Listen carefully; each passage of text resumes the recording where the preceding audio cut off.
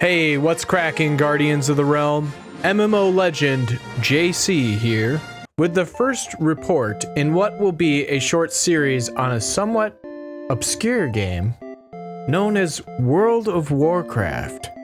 For those of you who don't know, the new expansion known as Midnight is dropping on the 26th of February for those who can't wait, and March 2nd for all the normies like me. WoW is almost 22 years old. It can legally drink. It could be graduating college soon. If it had kids at 18, they would be getting ready for preschool. It's one of the longest running and highly developed games in human history at this point. I've been playing on and off since release, which is over half of my life at this point. So, I decided to jump back in last week with my wife and start leveling some new characters to get the dust off and see what all has changed since I last played in patch 11.2 about 6 months ago. The leveling goes fast. Gained almost 10 levels in an hour running dungeons at one point.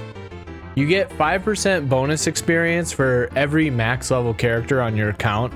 That's pretty nice, and even though I only had 2, I felt like the 10% was pretty noticeable.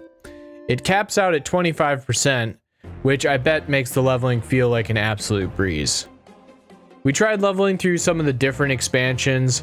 We started out in the orc capital of Durotar for the classic leveling experience and some nostalgia. We ran some classic dungeons as well. Eventually, we moved over to Dragonflight, and despite the lighthearted nature of Dragonflight, which has always bothered me and many others, I found the combat encounters to be the most fun there. And what is this new feature?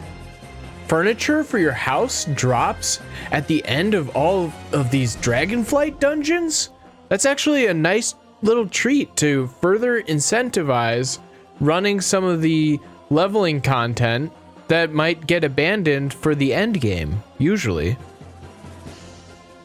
We also ran into a hilarious game-breaking bug in the dungeon Shadowfang Keep, where the boss, Baron Ashbury, casts Asphyxiate on the whole party, which normally leaves everybody with 1 HP, but instead, it killed us and then kicked each of us from the game all the way back to the login screen. And we kept logging back in, and it would drop us exactly where we left off. And then Baron Ashbury would simply repeat the process, casting Asphyxiate again, and he was unkillable, and he repeatedly killed us, I think 3 or 4 times, until eventually we just logged in and quickly exited the dungeon and had to abandon the group. So, that was pretty awesome. I had never seen that one before in my, 20 odd years of playing the game. So, in one of the Dragonflight dungeons, the DPS players were basically asleep at the keyboard, and when I politely mentioned that their damage was rather low and just trying to be constructive, they became very defensive and claimed that their damage was due to their low level and that I needed to just get over it, keep on playing, despite the fact that I was leading the dungeon in damage as a tank monk.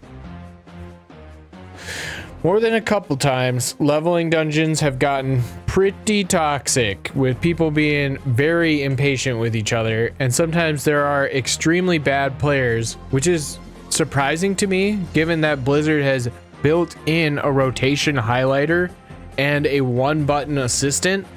I guess what surprises me a bit is, maybe I just haven't played WoW in so long that I forgot what some of the people you encounter while leveling are like. The built-in add-ons are pretty nice too, but I'm really sad that I can't use the scrolling combat text at the moment, and I think that many of Blizzard's attempts at replacing add-ons haven't been as good as the ones that people generally use. The new nameplates are nice, but they're definitely not better than the Plater nameplates, in my opinion. And this seems to be true for just about all of their add-ons unfortunately. I'm still down for Blizzard's plan to eventually get rid of all of the add-ons so that everybody is playing the exact same game on the same playing field, but it's going to take some time before I think they're ready to leave their codependent relationship with the add-on community. So to recap, this week I leveled a monk and a demon hunter, and I started working on a cute Vulpera warrior named Furious Fur. I plan on doing a series of WoW Midnight related videos covering each of the major pillars of gameplay. I'm going to do one on campaign, delves, dungeons, and raids respectively. The next WoW episode will cover the story of the Midnight expansion from my perspective, and that'll be on March 13th. I gave myself plenty of time to digest and consider the campaign and not just speed through it and make a half-hearted slop video on it. In the meantime though, I do have some special surprise episodes cooking that should be coming out next weekend from some big new releases and critically acclaimed indie games. Thanks for tuning in to this short episode. Keep on leveling, keep on looting, keep on defending the realm, and stay poggers, champions.